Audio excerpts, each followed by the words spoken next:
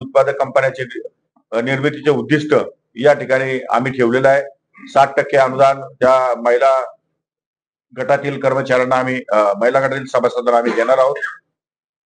सर्व शेतकरी कंपन्यांना 30% महिला सभासद व 25% महिला संचालक बंधनकारक करणार आहे.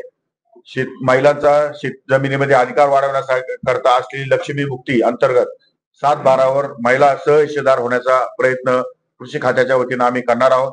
कृषी विभागाच्या सर्व योजनांमध्ये किमान 30% लाभार्थी महिलांच्या सहभागासाठी प्राधान्याने या ठिकाणी घेतल्या पाहिजे आणि ते घेण्यासाठी आम्ही तशा प्रकारच्या सूचना केलेल्या आहेत. गाव पातळीवर प्रगतिशील महिला शेतकऱ्यांमधून कृषीताईची निवड करून त्यांना प्रशिक्षण देऊन त्यांना मानधन तरतुदीबाबत धोरण निश्चित करण्यात येईल. महिलांच्या शेतकरी उत्पादक कंपन्या तयार करण्यास प्राधान्य देऊ आणि नैसर्गिक आपत्ती पीक विमा योजनेबाबत धोरण ठरवण्यासाठी अभ्यास करून तज्ञ संचालकाची समिती स्थापन करून योजना उत्तम राबविण्यासाठी प्रयत्न करणार आहे. कृषी विद्यापीठ क्षेत्रावर बियाणे निर्मितीच्या संदर्भात आता सन्माननीय बागडे साहेब आणि आम्ही माहिती घेतली. अनेक संशोधन केंद्रे या ठिकाणी सध्या उपलब्ध आहेत आणि ब्रिटिशकालीन काही कृषी संशोधने आहेत, परंतु बऱ्याच ठिकाणी कामं सुरू नाही आहेत, बंद आहेत. त्यांच्या आस्थापनेवरचा खर्च किती आहे, तिथून किती शेतकऱ्यांना फायदा होतो, या सर्वांचा अभ्यास या ठिकाणी पुढच्या काळात आम्ही घेणार आहोत. त्यामुळे आता ढोबळ काही गोष्टीची चर्चा केली, बाकीच्या गोष्टी आपण नंतर कालांतराने पुन्हा चर्चा करू. परंतु एकंदरीतच खूप आव्हानात्मक कृषी खातं असल्यामुळे ते सांभाळताना, ते परिपूर्ण करताना, लोकांच्या अपेक्षा परिपूर्ण करताना थोडा कालावधी जाणार आहे. एवढा कालावधी या ठिकाणी निश्चितपणे शेतकरी बांधव पण मला देतील आणि एका मोठ्या कंपनीच्या मार्फत एक मोठं पोर्टल तयार करून संपूर्ण शेतकऱ्यांना एका क्लिक मध्ये ज्या योजना आहेत त्या योजना डीबीटीच्या मार्फत त्याच्या अकाउंटवर कशा जातील. कोणत्याही शेतकऱ्याला सरकारी कर्मचाऱ्यांकडे अर्ज घेऊन जावं लागणार नाही आणि कोणत्याही कृषी अधिकाऱ्याला भेटावं लागणार नाही. ज्या योजना शासन जाहीर करेल त्या योजनांचा लाभ त्या शेतकऱ्यांना त्यांच्या खात्यावर डीबीटीच्या मार्फत डायरेक्ट या ठिकाणी देण्याचा आमचा विचार आहे. त्यासाठी पोर्टलसाठी एक समिती निर्माण करून त्यांचेही आमचे काही 10 लोक एकत्र बसून त्याचंही कामकाज या ठिकाणी सुरू करण्याचे आदेश दिले आहेत. या संदर्भात आणखी काही आपल्याला बोलायचं असेल तर आपण बोलू शकतो. अनुदान द्यावे अशी मी त्यांना मागणी केलेली आहे. अशा वेगवेगळ्या प्रकारच्या मागणी मी या ठिकाणी केंद्र सरकारकडे केलेल्या आहेत. प्रधानमंत्री पीक विमा योजनेअंतर्गत नैसर्गिक आपत्ती सुधारणा करण्याचा कालावधी 3 दिवसाच्या ऐवजी 7 दिवसापर्यंत करावा अशी मी या ठिकाणी मागणी केलेली आहे. सुदैवाची एक गोष्ट आहे त्यामध्ये की या अगोदर कापणीचे प्रयोग करून आणि पीक विमा या ठिकाणी भरपाई देण्याचा विचार केला जायचा, परंतु केंद्रीय कृषी मंत्र्यांनी सॅटेलाइट मार्फत या ठिकाणी सर्वे करून कोणावर अन्याय होणार नाही आणि बोगस आणि बेकायदेशीर लोकांना याचे गैरफायदे घेता येणार नाही या दृष्टिकोनातून सॅटेलाइटच्या माध्यमातून या ठिकाणी त्याची नुकसान भरपाई मोजण्याचं आणि त्या ठिकाणी त्याला व्यवस्थितपणे दाब मिळण्याची सोय करण्याचा विचार त्यांनी केलेला आहे. त्या संदर्भात मी त्यांना सांगितलं की आपण ती ऑर्डर लवकरात लवकर या ठिकाणी काढावी. भात पिकाला विमा योजनेत अतिवृष्टीमुळे नुकसान झाल्यास त्यांना विम्यामध्ये त्याचा समावेश दिसत नाही, तो समावेश करण्यात यावा त्याची मागणी केलेली आहे. प्रधानमंत्री पीक विमा योजनेअंतर्गत स्थानिक नैसर्गिक आपत्तीत 25% नुकसान भरपाई न देता ती पूर्वीप्रमाणे 100% देण्यात यावी. पीक विमा योजनेचे केंद्र शासनाचे अनुदान त्वरित द्यावे. केंद्र पुरस्कृत योजनांमध्ये मंजूर अनुदान 25% प्रमाणे 4 टप्प्यात देण्यात येते, ते 2 टप्प्यात 50-50 टक्के प्रमाणे करावं अशी मागणी केलेली आहे. त्याचप्रमाणे शेती क्षेत्रामध्ये मजुरांची समस्या खूप आहे, त्यामध्ये यंत्र कृषी अवजारेसाठी अनुदान वाढवून द्यावे. केंद्र शासनाने मंजूर 191 कोटी रुपयाचे अनुदान दिले, त्याऐवजी 1000 कोटी रुपये देण्यात यावे ही मागणी मी या ठिकाणी केली आहे. सोयाबीन खरेदीमध्ये काही अडचणी झालेल्या आहेत आणि सोयाबीन खरेदीमध्ये ग्रेडरने काही माल या ठिकाणी ऍक्सेप्ट केलेला नाही, माल बरोबर नाही, क्वालिटी बरोबर नाही, अशा प्रकारचे हातूरमातूर कारण सांगून शेतकऱ्यांचा माल त्याच्याकडून घेतला जात नाही. वास्तविक त्यांनी ग्रेडर हा माल खरेदी करतानाच द्यायला पाहिजे, परंतु ग्रेडर त्यांनी दिला नाही आणि खरेदी विक्री संघाला माल खरेदी करायला सांगितला आणि खरेदी विक्री संघाने माल खरेदी केल्यानंतर तो वादग्रस्त माल अजून तसाच पडून आहे, तर तो ग्रेडरने घेतला पाहिजे आणि त्या शेतकऱ्यांना लवकरात लवकर पैशाची उपलब्धता करून दिली पाहिजे ही मागणी या ठिकाणी केलेली आहे. त्याचप्रमाणे मी कृषी मंत्र्यांशी बोलल्यानंतर काल परवाच त्यांनी 2 दिवसापूर्वी बेदाणावरचा जीएसटी 5% हा या ठिकाणी कमी 18% कमी करून 5%वर तो आणलेला आहे. त्यामुळे जवळपास बेदाणा उत्पादक शेतकऱ्यांना फार मोठ्या प्रमाणात या ठिकाणी दिलासा मिळालेला आहे. द्राक्ष बागायतदारांना कव्हर योजना करण्यासंदर्भामध्ये काही अनुदान या ठिकाणी उपलब्ध करून द्यावं, ही सुद्धा मी या ठिकाणी मागणी केलेली आहे. अशा वेगवेगळ्या केंद्र सरकारच्या मागण्या आहेत त्या आम्ही या ठिकाणी निश्चितपणे केलेल्या आहेत. आणि मी आमच्या अधिकाऱ्यांना सांगितलं की ते योजनेवरती आपला खर्च हजारो कोटीमध्ये होतो, अशा प्रकारचं त्यांनी अहवाल दिलेला आहे. मी त्यांना सांगितलं आहे की योजनेमध्ये खर्च होणं याचा अर्थ तुमचा खर्च 100% कामी आला असं होत नाही. तर योजनेवरती झालेला खर्च हा रिटर्न मध्ये त्याचा युटिलायझेशन किती झालं, शेतकऱ्यांना किती फायदा झाला, त्यातलं इव्हॅल्युएशन या ठिकाणी मॉनिटरिंग आणि इव्हॅल्युएशन करणं आवश्यक आहे. त्याचा रिपोर्ट या ठिकाणी लवकरात लवकर सादर करा म्हणून त्यांना मी आदेश दिलेला आहे. अशा प्रकारच्या वेगवेगळ्या योजनाच्या संदर्भात त्यांना सूचना दिलेल्या आहे. कृषी विभागामध्ये बऱ्याच प्रमाणात या ठिकाणी योजना सुरू आहेत.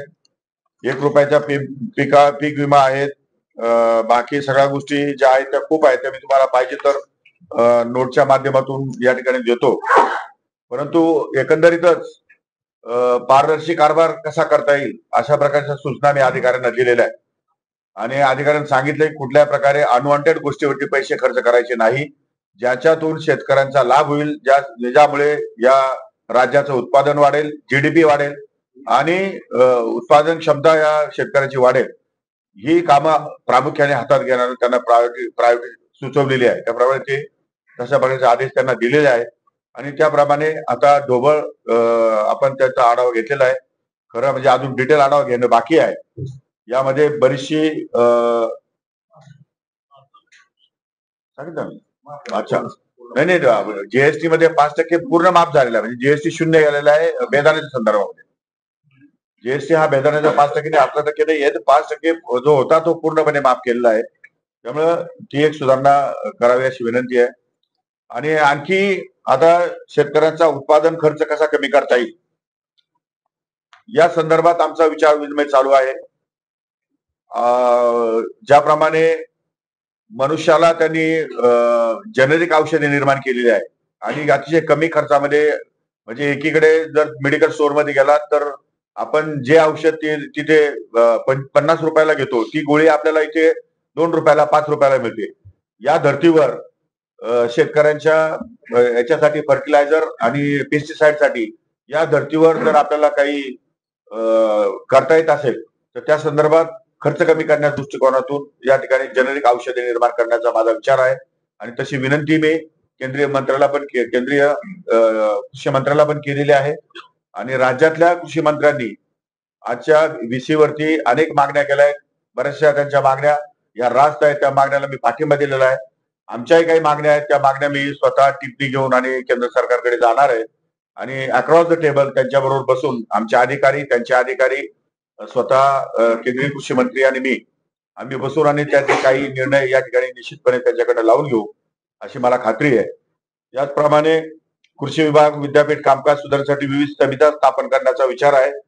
कृषी विभागामध्ये निवृत्त प्रधान सचिव, आयुक्त, संचालक यांच्या अध्यक्षतेखाली आणि कृषी विद्यापीठामध्ये माजी कुलगुरू, संशोधक, संचालक यांच्या अध्यक्षतेखाली इतर सदस्यांमध्ये यामध्ये सुधारणा कशा करता येतील आणि शेती क्षेत्रामध्ये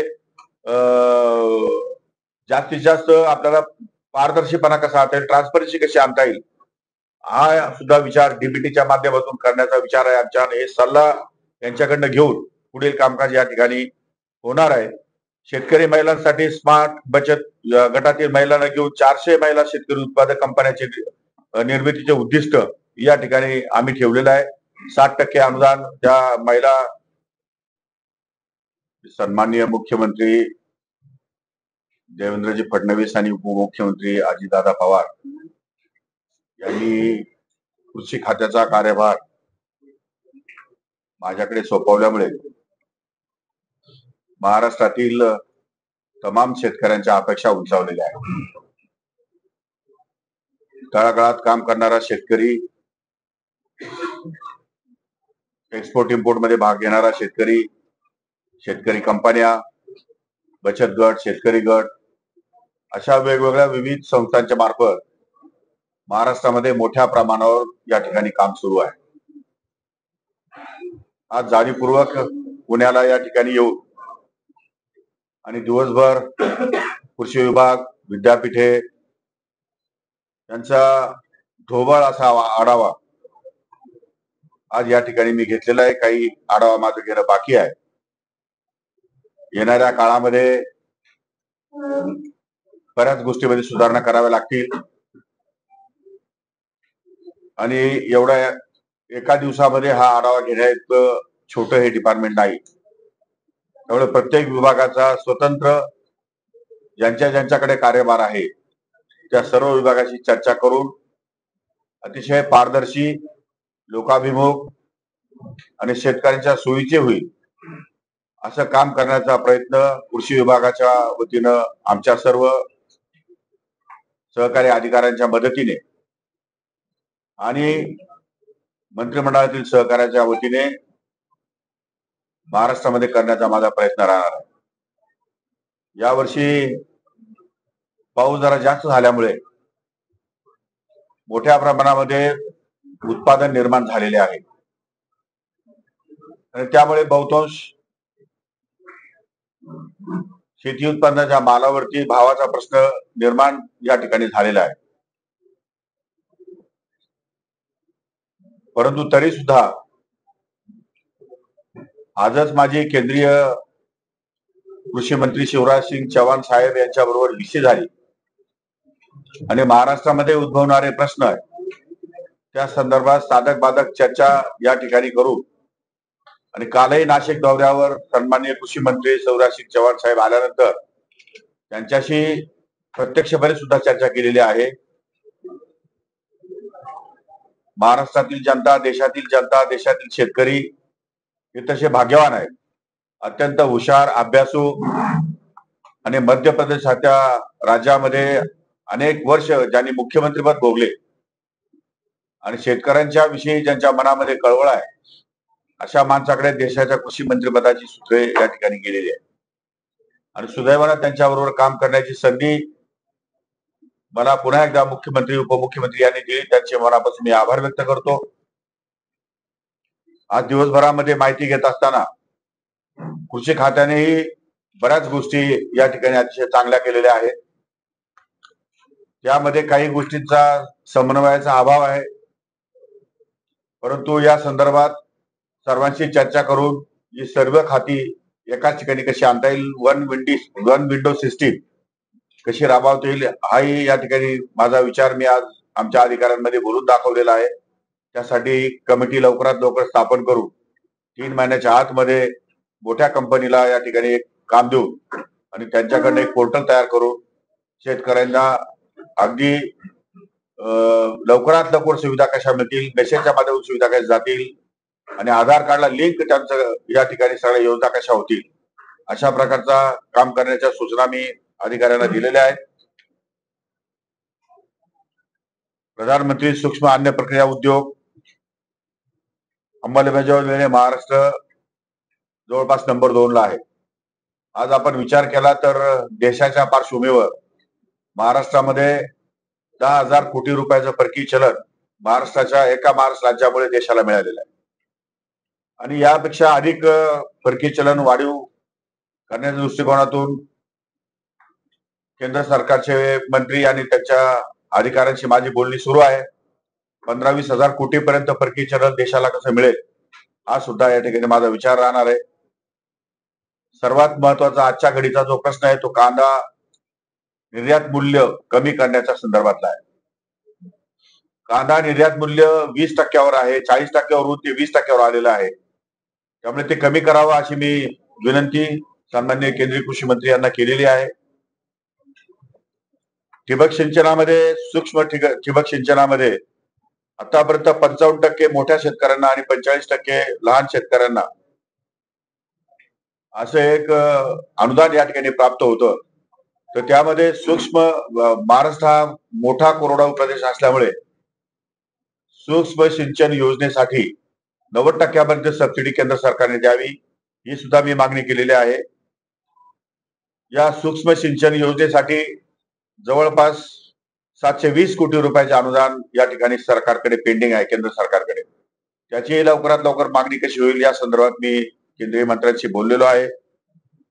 अनुसूचित जाती आणि अनुसूचित प्रजाती यांच्याकडं लँड होल्डिंग अतिशय कमी असल्यामुळे आणि त्यांना प्रोत्साहनात्मक या ठिकाणी कमी रक्कम असल्यामुळे किमान 10,000 रुपयापर्यंत त्यांना मदत अनुदान या ठिकाणी जाहीर करावं आणि 90% अनुदान शेततळे, त्याचप्रमाणे शेडनेट, प्लास्टिक हस्तांतरीकरण, पॅक हाऊस यासाठी उपलब्ध करून द्यावं, ही एक मागणी मी केंद्र सरकारकडे केलेली आहे. वरई, नाचणी, कोडो यासारख्या मायनॉर मिलेट या ठिकाणी प्रोत्साहनासाठी 10,000 रुपये या ठिकाणी अनुदान द्यावे अशी मी त्यांना मागणी केलेली आहे. अशा वेगवेगळ्या प्रकारच्या मागणी मी या ठिकाणी केंद्र सरकारकडे केलेल्या आहेत. प्रधानमंत्री पीक विमा योजनेअंतर्गत नैसर्गिक आपत्ती सुधारणा करण्याचा कालावधी 3 दिवसाच्या ऐवजी 7 दिवसापर्यंत करावा अशी मी या ठिकाणी मागणी केलेली आहे. सुदैवाची एक गोष्ट आहे त्यामध्ये की या अगोदर कापणीचे प्रयोग करून आणि पीक विमा या ठिकाणी भरपाई देण्याचा विचार केला जायचा.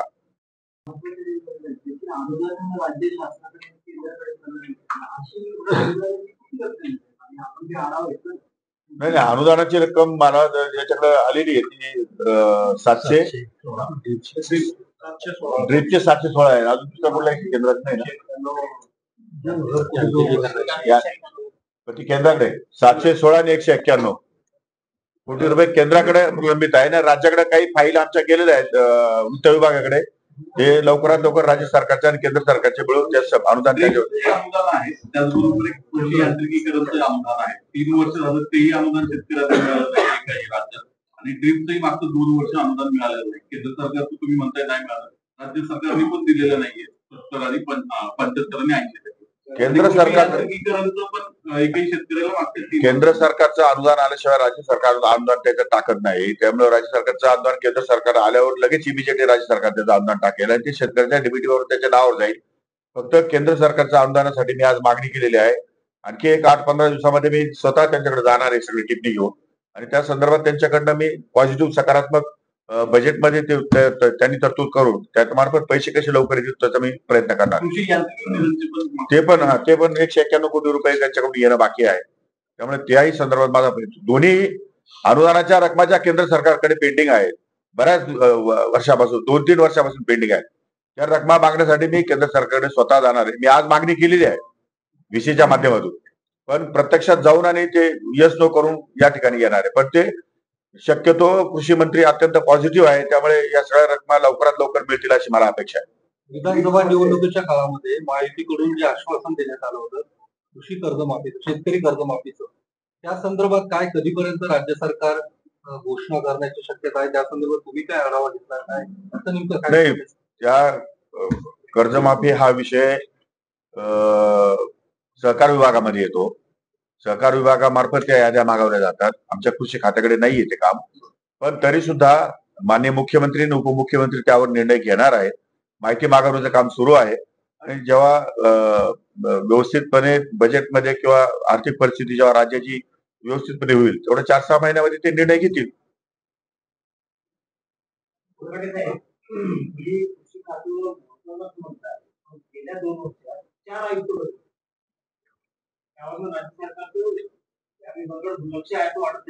हे बघा, बदली हा नियम आहे शासनाचा आणि बऱ्याच वेळा इथं आलेला आयुक्त हा प्रमोशनने जातो. सगळीकडे आय एस अधिकाऱ्यांच्या बदल्या ह्या 4-8 दिवसातही होऊ शकतात, 4-8 वर्षातही होतात. त्यामुळे बदली म्हणजे कंपल्सरी माणूस तिथं बसवलाच पाहिजे असं काही कंपल्शन नाही, असं काही कायदा नाहीये. त्यामुळे ठीक आहे ना. आता मधल्या काळामध्ये सेक्रेटरीकडे चार्ज होता, आता त्यांनी स्वतंत्र चार्ज दिला आहे. उलट आम्ही हे सगळं ट्रान्सपरन्सी करण्यासाठी आणि पूर्ण वेळ आम्हाला आयुक्त आणि हे मिळण्यासाठी आम्ही आता त्याच्यामध्ये प्रयत्न करतो. मी आल्यापासून काल सन्माननीय रस्तोगी साहेब या ठिकाणी हजर झाले सेक्रेटरी म्हणून. अतिशय चांगला अधिकारी आहे. आणि इथं मांढरे साहेब शिक्षणाकडे होते, तेही आता आयुक्त म्हणून आले, पण ते उद्यापासून मसुरीला जात आहे ट्रेनिंगला 8-15 दिवस. ते येतील, पण ते आता कायमस्वरूपी आहे. त्यांनी कालपासून आढावा घ्यायला सुरुवात केली आहे. मी जेव्हापासून कृषी मंत्री म्हणून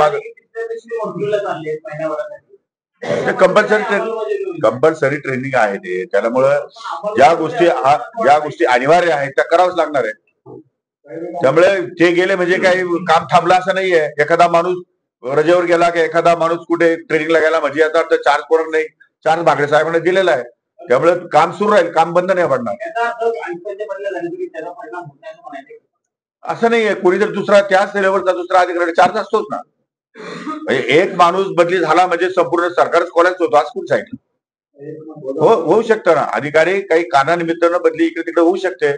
ट्रेनिंग आहे, ट्रेनिंग कंपल्शन आहे. आणि याचं ट्रेनिंग येते मसुरीचं. मसुरी ट्रेनिंग म्हणजे केंद्र सरकारचं ट्रेनिंग आहे, ते अवॉइड करता येत नाही. हे सगळं करायला तुमच्याकडे मनुष्यबळ खूप कमी आहे. कॉन्ट्रॅक्टवर 3-4 हजार लोक तुमच्याकडे काम करतात. ही सगळी पूर्तता आपण त्याचा मी संपूर्णपणे अभ्यास करतो आहे. कॉन्ट्रॅक्टर 4,000 लोक काम करून तेवढे एफर्ट घेऊन आम्हाला बेनिफिट मिळतोय का नाही तो तर पाहायला पाहिजे. माणसं कामाला लावणं म्हणजे याचा अर्थ रिझल्ट मिळणं असं होत नाही ना. म्हणजे अजूनही 10 लाख माणसं कामाला लावायचे, रिझल्ट काहीच नाही, शून्य आहे. काय करायचं त्याचं? त्यामुळे पगारावर आस्थापनेवर आणि पगारावर खर्च करण्यापेक्षा इफेक्टिव्ह काम कसं होईल आणि लोकांना रिझल्ट कसे मिळतील त्या संदर्भात आमचं काम करण्याचा प्रयत्न आहे. त्यावर भरती हा विषय नाही. भरती पॅटर्न जो आहे त्याचा रिपोर्ट यापूर्वी गेलेला आहे. समजा तुमचं एनजीओ कार्यालय तालुका कृषी अधिकारी जिल्हा अधीक्षकमध्ये बळकट करायचं. नाही, ज्या भागामध्ये कामं सुरू नाहीत किंवा ज्या भागामध्ये रिपोर्टिंग व्यवस्थित नाही की ज्या भागामध्ये रिटर्न चांगले नाहीयेत असे कार्यालय असे भाग आम्हाला बंद करावे लागतील किंवा त्याचं रूपांतरित तरी करावं लागेल. जिथं कसं आहे की पूर्वीच्या काळामध्ये काही पारंपरिक पीक पद्धती होती, आता पीक पद्धती बदलली आहे. आता शेतकऱ्यांचा विचार बदलला आहे, तांत्रिक शेती आलेली आहे. त्यामुळे आता जसजसा वेळ बदलेल, जसजसा काळ बदलेल तसतशी परिस्थिती बदलते, पिकाचा पॅटर्न बदलतो. त्यामुळे पूर्वीच्या काळात काम करणाऱ्या लोकांना नवीन तंत्रज्ञान कदाचित येत नसेल तर दुसरीकडे ट्रान्सफर करता येईल ते. म्हणजे असं ते समायोजना त्या ठिकाणी करावी लागेल. आणि आकृतीबंध अजून नव्याने तयार करायचे आहेत. आकृतीबंध तयार झाल्याशिवाय आपल्याला किती लोकांचं शॉर्टेज आहे आणि हे लोक जे शॉर्टेज आहेत ते कुठल्या विभागातले आहेत, ते स्किल्ड आहे का नॉन स्किल्ड आहे ते पण बघावं लागेल ना. त्या संदर्भात एकदा आकृतीबंध तयार झाला आणि मग आपल्याकडे किती माणसाचे शॉर्टेज आहे आणि किती जागा रिक्त आहे, या रिक्त भरणे जागा आवश्यक आहे का किंवा दुसऱ्या जागा त्या ठिकाणी आपण रिप्लेसमेंट देऊ शकतो, हा सगळा साधक बाधक विचार करून त्यावर निर्णय घेऊन. भाजप आमदार सुरेश यांनी माजी केंद्रीय मंत्र्यांवरती आरोप केलेला आहे. पीक विमा घोटाळ्याचा परळी पॅटर्न राबवला गेला. या पीक विमा घोटाळ्याची तुम्ही माहिती घेणार आहात का? तुम्ही या सगळ्या गोष्टी हे बघा, हाऊस मध्ये माननीय मुख्यमंत्री महोदयांनी त्याचं उत्तर दिलेलं आहे. मुख्यमंत्री महोदय ते सगळं तपासून बघतायत. त्यांनी त्यांच्या पातळीवरती काही यंत्रणा स्वतंत्र पायावर उभं राहता यावं. आणि आपल्याला कल्पना आहे, आपण सर्वजण आपल्या प्रत्येकाच्या घरामध्ये एक महिला असते, 2 महिला असतात, 4 महिला असतात. महिला हे जे पैसे ती प्रपंचासाठीच 100% वापर करते, ती दुसरीकडे वापर करतच नाही. लाडकी बहीण योजनेचे पैसे ती प्रपंचासाठी युज करणार, मुलाबाळांना काहीतरी देणार, डबे तरी देणार, बिस्किट तरी घेणार, काहीतरी ते घरामध्येच करणार. त्यामुळे हे पैसे योग्य स्थितीमध्ये चालले. आणि अलीकडे जो महिलांचं शोषण हा जो विषय होता तो हळूहळू कमी होत चाललाय. अलीकडे महिला स्वतंत्र झाल्या, स्वायत्तता मिळाली त्यांना. त्यामुळे शासनाचा त्यामध्ये फार मोठा सहभाग आहे. आणि येणाऱ्या 2029च्या निवडणुकीमध्ये महिला आरक्षणाचं बिल विधानसभा आणि लोकसभेला येणार आहे. त्यामुळे 33% महिला आता ऑलरेडी 30% 50% पर्यंत महिला लोकप्रतिनिधी म्हणून पुढे येणार आहे. त्यामुळे हळूहळू तुम्ही सुधारून घ्या. सर, हा निर्णय झालाय का? कारण लाडकी बहीण योजनेचा जर लाभ घेत असेल तर कृषी सन्मान योजनेचे पैसे वजा होतील. हा निर्णय झाला नाही, पण दोन्हीपैकी एक योजनेमध्ये त्यांनी सहभाग नोंदवावा सर्वसाधारणपणे. विरोध रोहित पवारांनी केलाय की हा सरकारने निर्णय घेऊ नये, घेतल्यास त्याला विरोध आमचा केला. नाही, बघा, तो राजकीय विरोध आहे. राजकीय विरोधाला मी त्याला काय फार थारा देत नाही. माझं मत असं आहे की जेव्हा सर्वसाधारणपणे राज्य सरकारच्या कुठल्याही योजनेमध्ये एका माणसाला 2 योजनेचा फायदा घेता येतो का? नाही येत. एक शेतकरी 2 बँकेकडनं एकाच जमिनीवरती कर्ज घेऊ शकतो का? नाही घेऊ शकत. जे नियम वितरण आहे तेच नियम महिलांना लागू होतील. त्यामुळे योजना असू द्या वेगवेगळ्या, पण तो निर्णय द्यायचा की नाही द्यायचा, मग शासनाला GR काढावा लागेल स्पेशल की 2 योजनेचा फायदा महिला घेऊ शकतील. That's all. छगन भुजबळांची नाराजी झाली का कधी तुमचा पक्ष त्यांची? ते कधी नाराज होते? तुम्हाला कोणी सांगितलं नाराज आहे ते म्हणून? काल स्वतः म्हणाले.